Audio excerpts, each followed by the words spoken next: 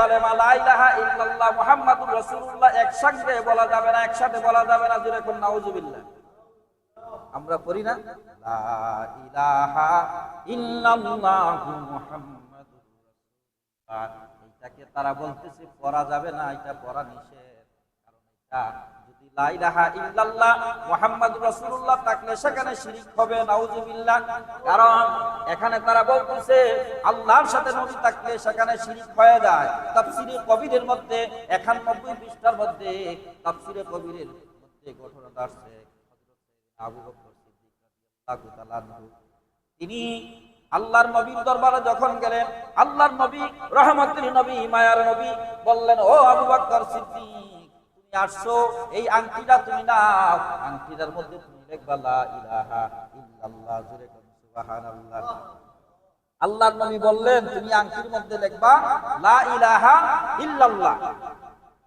হযরত সাইয়েদনা আবু বকর সিদ্দিক রাদিয়াল্লাহু তাআলা আনহু আংটিটা হাতের মধ্যে নিলেন, আর তিনি আমার নবীকে এত ভালোবাসতেন, এত মহব্বত করতেন, আমার নবীকে এত ভালোবাসতেন, এত মহব্বত করতেন। সাইয়েদনা আবু বকর সিদ্দিক রাদিয়াল্লাহু তাআলা আনহু বলেন, আমার নবী বলেছেন লা ইলাহা ইল্লাল্লাহ লেখার জন্য, কিন্তু আমি তো জানি আমার আল্লাহ আমার নবী মুহাম্মাদুর রাসূলুল্লাহকে ভালোবাসে। এই জন্য তিনি সেখানে লিখলেন লা ইলাহা ইল্লাল্লাহ মুহাম্মাদুর রাসূলুল্লাহ, লা ইলাহা ইল্লাল্লাহ মুহাম্মাদুর রাসূলুল্লাহ। আর আল্লাহর নবী বলছেন শুধু লেখার জন্য লা ইলাহা ইল্লাল্লাহ, আবু বকর সিদ্দিক সেখানে লিখলেন নবী মুহাম্মাদুর রাসূলুল্লাহর নাম লা ইলাহা ইল্লাল্লাহ মুহাম্মাদুর রাসূলুল্লাহ।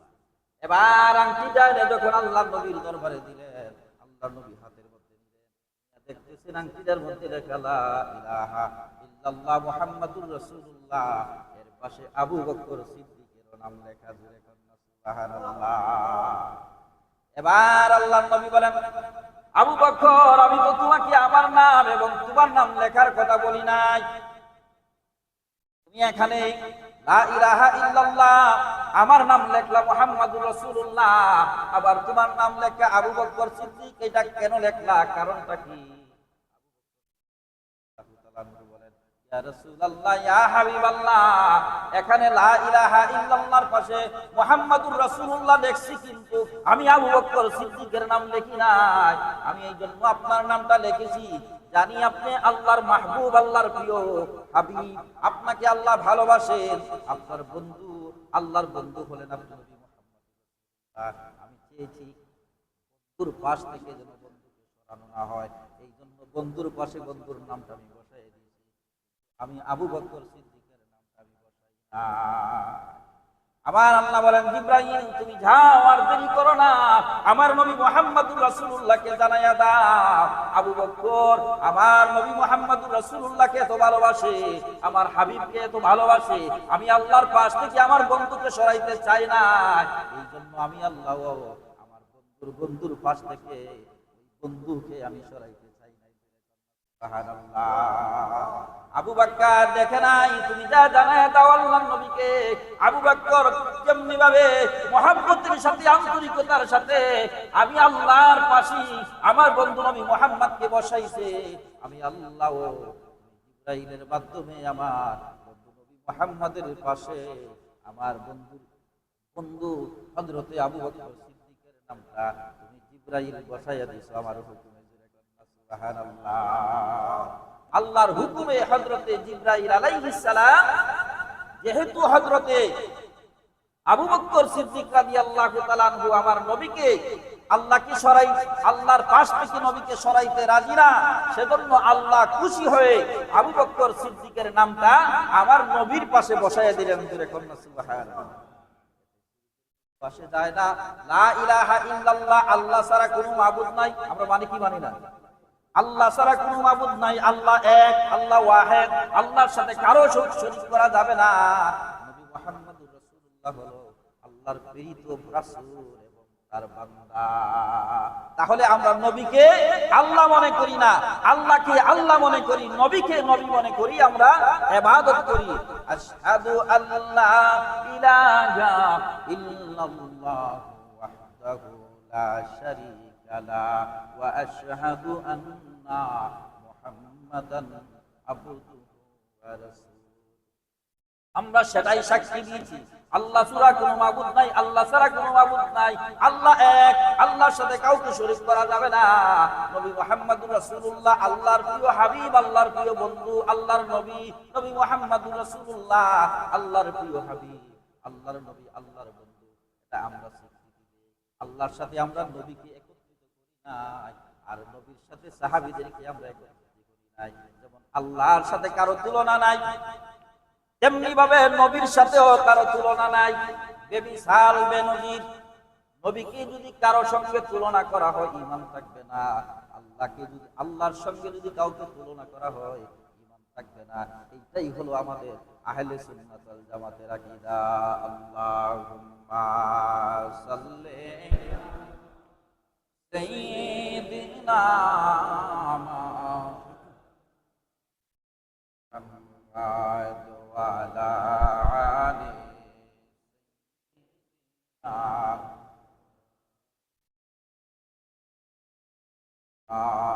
اللهم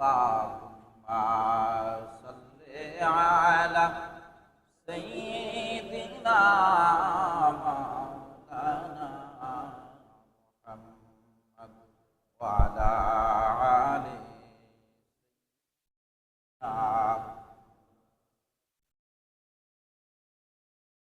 হযরত সিররা সাখসি রাদিয়াল্লাহু তাআলা আনহু তিনি বলেন, যারা নবীর ঈদে মিলাদুন নবী উদযাপন করবে, নবীর আগমনে খুশি হবে। হযরত সিররা সাখসি রাদিয়াল্লাহু তাআলা আনহু বলেন, সে দুনিয়ায়ও শান্তি পাবে, আখিরাতেও মুক্তি পাবে। কারণ তাকে আমার আল্লাহ এমন ভাবে রহমত দিবেন, এমন ভাবে নিয়ামত দিবেন, রহমত এবং নিয়ামত নিয়ে সে এমন ভাবে জীবন যাপন করতে পারবে, তার মতন সুখী দুনিয়ার মধ্যে কেউ থাকবে না, আখিরাতেও কেউ থাকবে না। যারা আমার নবীর মিলাদে খুশি হবে, আমার নবীর আগমনে খুশি হবে। আমার নবীর আগমনে তামাম জাহান খুশি হয়েছে, আল্লাহর সৃষ্টি জগৎ খুশি হয়েছে। এমনকি মা আমেনা রাদিয়াল্লাহু তাআলা আনহা যখন পাহাড়ের দিকে গেলেন, পাহাড়ের দিকে যাওয়ার পরে দেখা যায় একটা বাঘ পাহাড় থেকে নেমে আসলো, আর একটা হরিণ পাহাড় থেকে নেমে আসলো মা আমেনার দিকে। সুবহানাল্লাহ। বাঘ তো হরিণকে দেখলে চাপটিয়ে ধরে হরিণ খাবারের জন্য, আর হরিণ বাঘকে দেখলে দৌড়ায় নিজেকে বাঁচানোর জন্য, জীবন বাঁচানোর জন্য। এবার দেখা যায় মা আমেনার দিকে বাঘ আসতেছে, হরিণ আসতেছে। এবার বাঘ আসে, দেখা যায় এমনি ভাবে মা আমেনা রাদিয়াল্লাহু তাআলা আনহার কদমের মধ্যে চুমা দিচ্ছে। সুবহানাল্লাহ। মা আমেনা রাদিয়াল্লাহু তাআলা আনহার কদমে চুমু খাচ্ছে বাঘ। হরিণটাও আসছে, হরিণটাও এসে মা আমেনার কদমে চুমা খাচ্ছে। বাঘ তার হিংসাত্ব ভুলে গেছে, হরিণ তার ভয় ভুলে গেছে, কারণ বাঘকে সে বাঘ মনে করে নাই, হরিণ বাঘকে বাঘ মনে করে নাই, কারণ সবকিছু সে ভুলে গেছে একমাত্র নবী মুহাম্মদুর রাসূলুল্লাহর খাতিরে। আল্লাহর নবীর আগমনে সবকিছু ভুলে তারা আনন্দিত হয়েছে, খুশি হয়েছে। পৃথিবীর যত কিছু আল্লাহর সৃষ্টি জগতের মধ্যে আছে সবাই আমার নবীর আগমনে খুশি হয়েছে, কারণ এর চাইতে আর খুশি হওয়ার কিছু নাই। কুরআনুল কারীমের মধ্যে আমার আল্লাহ বলেন, ওয়া আম্মা বিনি'মাতি রাব্বিকা ফাহাদ্দিস, ওয়া আম্মা বিনি'মাতি রাব্বিকা ফাহাদ্দিস। কারণ আল্লাহ বলেন, তোমরা আমার অনুগ্রহ, আমার নিয়ামত পেয়ে তোমরা খুশি হও। জোরে কন্যা সুবহানাল্লাহ।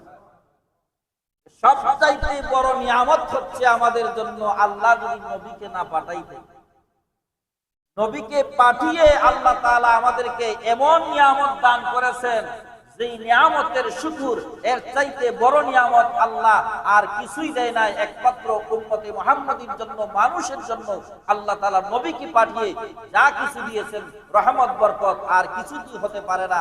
একমাত্র প্রিয় নবী রাসূল আকরাম সাল্লাল্লাহু আলাইহি ওয়াসাল্লাম সবচাইতে বড় নিয়ামত হলেন আমাদের জন্য। জোরে কন্যা সুবহানাল্লাহ। এর চাইতে বড় নিয়ামত আর কেউ হতে পারে না। আমরা যদি প্রিয় নবীকে পেয়ে আমরা যদি খুশি না হই, আমরা যদি প্রিয় নবীকে পেয়ে যদি আমরা আনন্দিত না হই, তাহলে আমরা কি পেয়ে আনন্দিত হব? সন্তান পেয়ে আমরা আনন্দিত হই, মেয়ে পেয়ে আমরা আনন্দিত হই, স্ত্রী পেয়ে আমরা আনন্দিত হই, আত্মীয় স্বজনের বাড়িতে আসলে আমরা আনন্দিত হই, মেহমান পেয়ে, সম্পদ পেয়ে আমরা আনন্দিত হই, টাকা পেয়ে আমরা আনন্দিত হই, একটা জিনিস পাইলে আমরা আনন্দিত হই। তাহলে সবচাইতে দামি সম্পদ, সবচাইতে যেটা উন্নত মানের, সেটা হলো নবী মুহাম্মদুর রাসূলুল্লাহ। তিনার সাথে কারো তুলনা হয় না, কারণ তিনি আসার কারণে এই পৃথিবীতে আল্লাহর রহমত অবতীর্ণ হয়েছে, আল্লাহর নিয়ামত অবতীর্ণ হয়েছে। আল্লাহ তাআলা প্রিয় নবী রাসূল আকরাম সাল্লাল্লাহু তাআলা আলাইহি ওয়া আলিহি ওয়াসাল্লাম উসিলায় আমাদেরকে রহমত দিয়েছেন, বরকত দিয়েছেন, নিয়ামত দিয়েছেন। আমাদের জন্য বিশাল সব কিছু আল্লাহ তাআলা সৃষ্টি করেছেন। এর শুকরিয়া আল্লাহর দরবারে আদায় করতে হবে। আর যারা শুকরিয়া আদায় করবে না, তার মতো নিমখরা পৃথিবীর মধ্যে আর কেউ হতে পারে না। আল্লাহ তাআলা আপনাকে আমাকে যা দিয়েছেন আমরা তাতে খুশি। আল্লাহ তাআলা আপনার আমার জন্য যা দিয়েছেন তাতে আমরা খুশি, কারণ খুশি হতে হবে। আল্লাহর বান্দাকে আল্লাহ খুশি করার জন্য সবকিছু করেন। আর আল্লাহ বলতেছেন, আমার প্রিয় নবী রাসূল আকরাম সাল্লাল্লাহু আলাইহি ওয়াসাল্লামকে আমি এমন এমন জিনিস দান করেছি, যেই জিনিসগুলোর বিনিময়ে আমার নবী আমার উপরে খুশি হয়ে যাবে, আমার উপরে রাজি হয়ে যাবে। আমার নবী রাহমাতাল লিল আলামিন এমন কাজ করেছেন আল্লাহকে পাওয়ার জন্য, যেই কাজ করলে আল্লাহ খুশি হয় সেই কাজ আমার নবী করেছেন। এবং আমার নবী উম্মতদেরকে শিখিয়ে দিয়েছেন, আল্লাহ যে কাজ করলে খুশি হবে সেই কাজই হচ্ছে তোমাদের জন্য সবচেয়ে বড় নিয়ামত। তোমরা সেই কাজটাই তোমরা করবা। আল্লাহর নবীর আদর্শকে বাস্তবায়ন করতে হলে, আল্লাহর নবীর আদর্শকে বাস্তবায়ন করতে হলে তখন আমাদের মধ্যে নম্রতা থাকতে হবে, ভদ্রতা থাকতে হবে, মারামারি কাটাকাটি হিংসা থাকতে পারবে না। আপনার মধ্যে আমার মধ্যে সমস্যা হতে পারে, আপনার মধ্যে আমার মধ্যে বিভিন্ন ধরনের ভুল বুঝাবুঝি হতে পারে, তখন কাটাকাটি শুরু করা যাবে না, হামলা মামলা শুরু করা যাবে না, কঠিন ভাবে হুঙ্কার দেওয়া যাবে না যে এই করে ফেলবো সেই করে ফেলবো। এগুলা কোনো প্রকৃত মুসলমানের কাজ নয়, প্রকৃত ইমানদারের কাজ নয়। প্রকৃত ইমানদারের কাজ হচ্ছে সমঝোতা, নম্র ভদ্র।